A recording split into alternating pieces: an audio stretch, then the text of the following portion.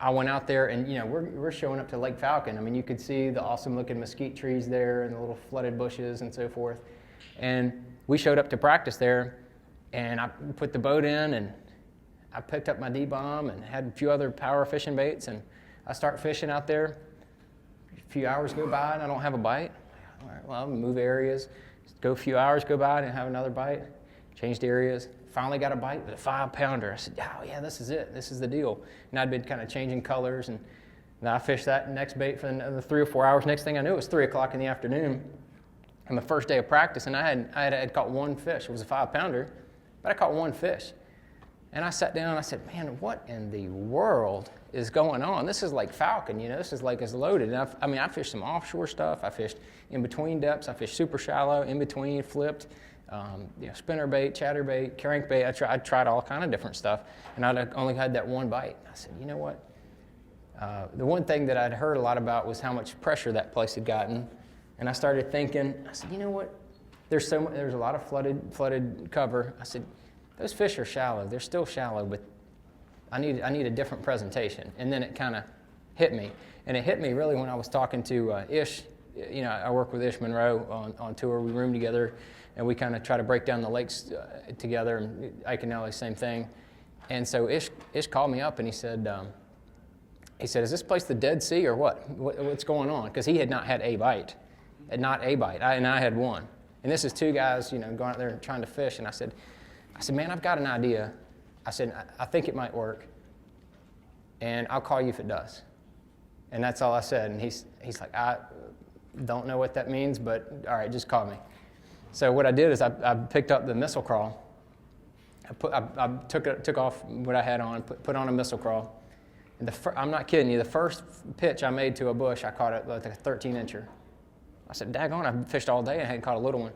So then I'd go a little bit further, made a couple more pitches. I caught one about 2 pounds. I said, darn, that's like 3 pitches and 2 fish. That's pretty good, maybe I'm onto something. Let me go to this other, so there was a point, kind of back behind me where it looked, a bunch of flooded bushes. And the first bush I pulled up to, I pitched in there, caught a 3.5-pounder. I said, man, that's cool, and made about 2 or 3 more pitches. Then I caught a 5.5-pounder.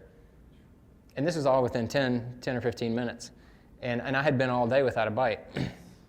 I called Ish up, and I said, I got it. He said, you got what? I said, I put the missile crawl on.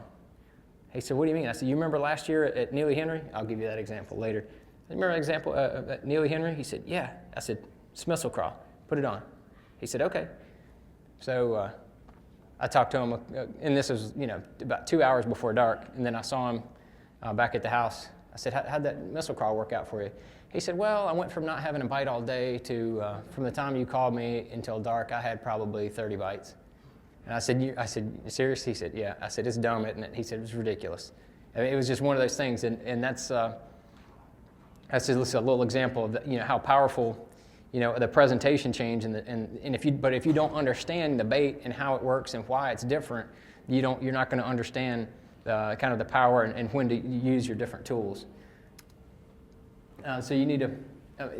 I designed the missile crawl basically to be a replacement for the flipping tube, and so primarily that's how I fish it. There's definitely other ways to fish it, but primarily that's how I fish the missile crawl.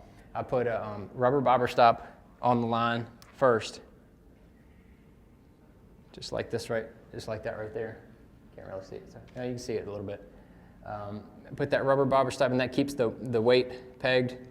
I use anywhere from 1/4 ounce all the way up to 1.5 ounces. The one thing that I found about this missile crawl is that it's got a nice slender. There's not a lot of appendages or things that are going to slow it down. So what it does is when you're going to punch in heavy cover, it slips through heavy cover easier than other baits. So you don't have to put So if you're fishing even a D-bomb or a bigger, bulkier bait, you need 1.5 ounces to get into that mat. You can take in 1 ounce weight and use that with that missile crawl and get into that same mat.